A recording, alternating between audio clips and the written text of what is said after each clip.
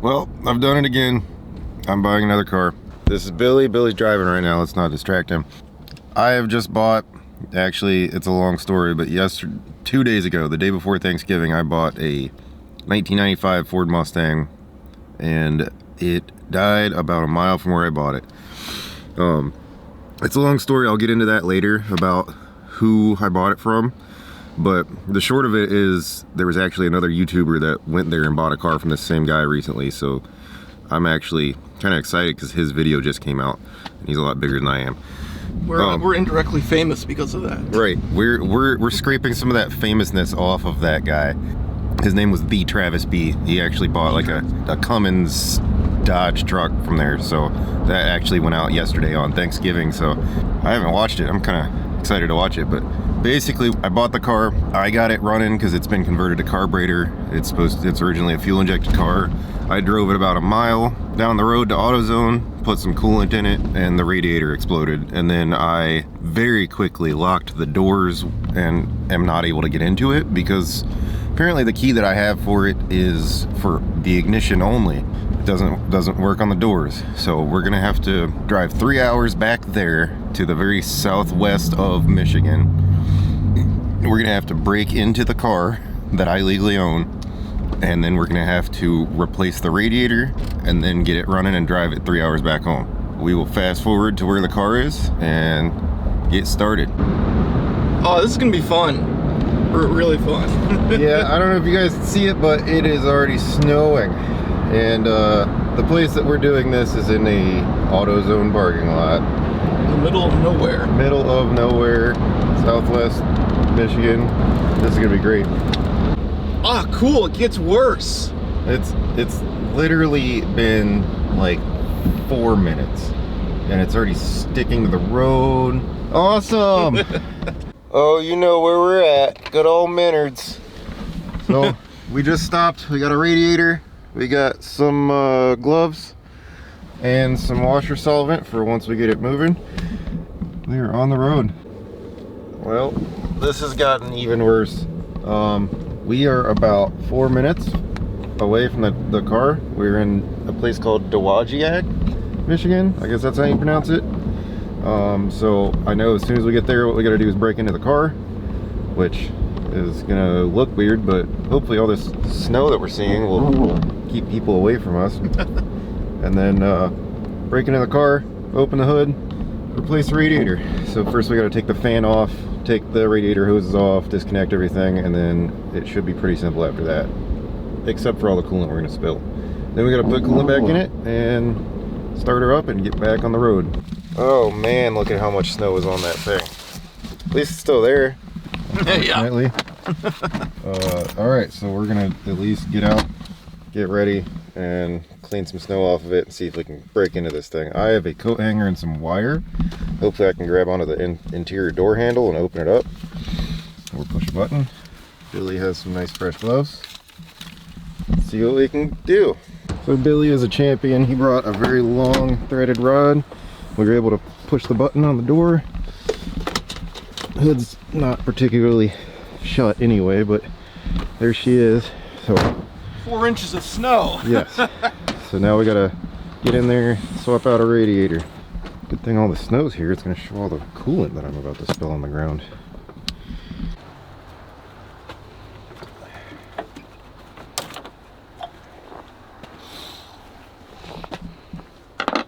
So it's got a 302, someone converted the carburetor.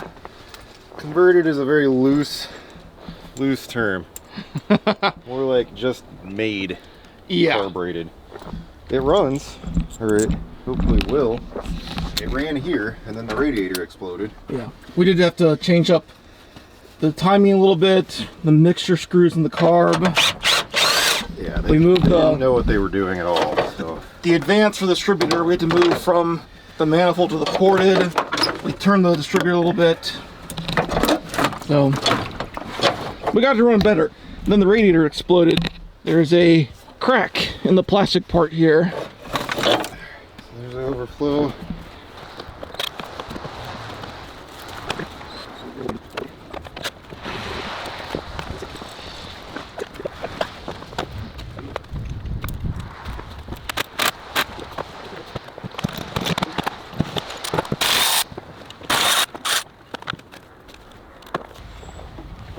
I've brought the finest used junkyard coolant for this. Of course.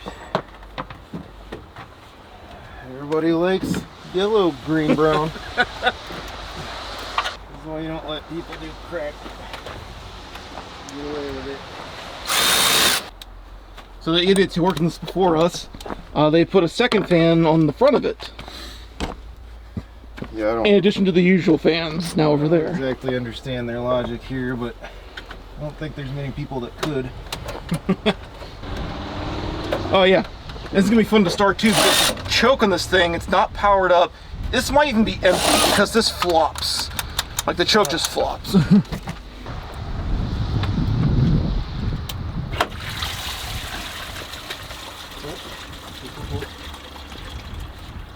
didn't even have to use those clamps. Yeah. Or I forgot to use those clamps. Let's just call it that. Yes. That water didn't need to be in there anymore. It's brown.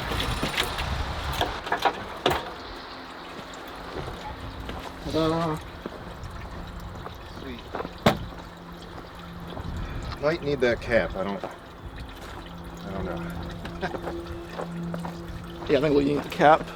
But so, yeah, right along here. It's hard to see, but there's a crack right there. Well, this clearly isn't doing anything. I'm gonna take it out of here. It's a little bit cold. A little bit cold. Alright. I heard there's no automatic transmission I on guess this. they must wire them all for it. I know those clips. Yeah. There is an electrical junction box right there doing nothing. Oh. Yeah, It's structural at this point. That's what they kept the smaller fan in with. That's what held the bottom. Yeah. This is brilliant. Yeah, it's gorgeous. That's why I bought this car. Yes. Because it was beautiful. We're going to make it a 10-second car. Okay. 10-second 8th mile. Right. That shouldn't be hard. It's probably already a 10-second. Thanks, Billy. Just watch me I'm do a wild card. Yeah, you just watch me do it, too. You'll figure it out. God, this is a small radiator. What the f***? My Miata's radiator's bigger than that.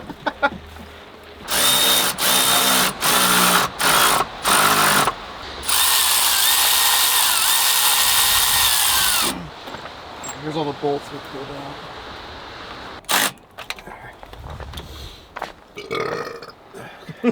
Yeah. Victory belch. Yeah. This is a self-tapper. Yay! Because of course it is.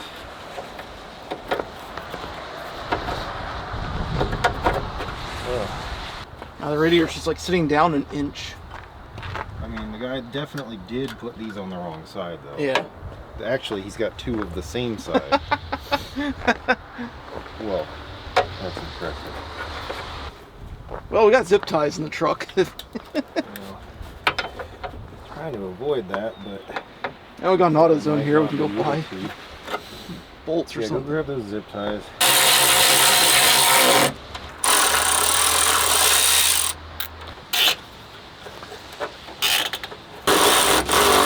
Cool.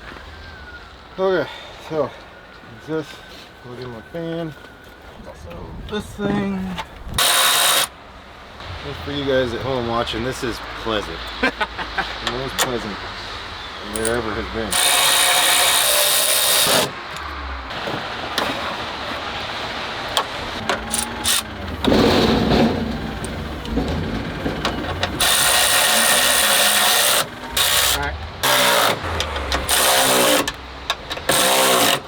That wasn't so bad.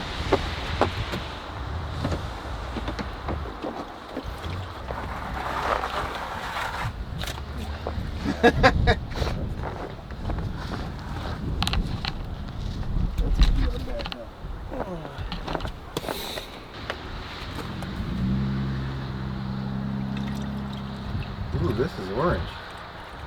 Fancy. Fancy. They got that Asian engine coolant.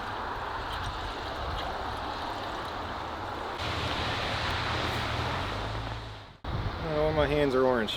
I guess that came through the gloves. All right, we're gonna try to start this up. This is a cold start on a carbureted. I'm probably gonna have to hold the choke. Yeah, he's probably gonna have to hold the choke, but we'll let you guys see if it starts right up. Hopefully it does.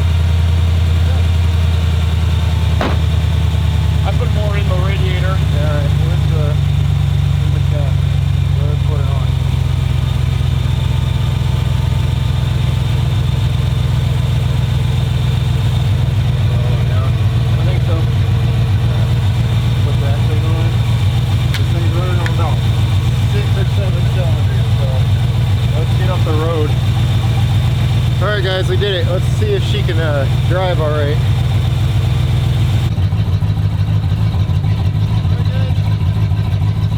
Make it home. Might die in this car. Carbon monoxide or a piece of crap.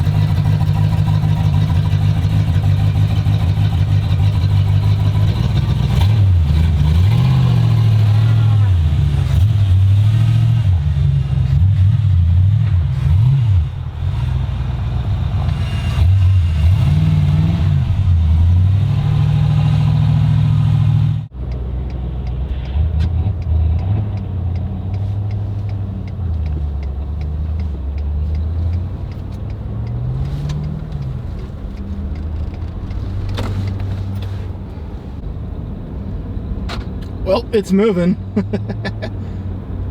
Let's get sideways. It was gonna be a long drive home, so we're probably not gonna record any of it.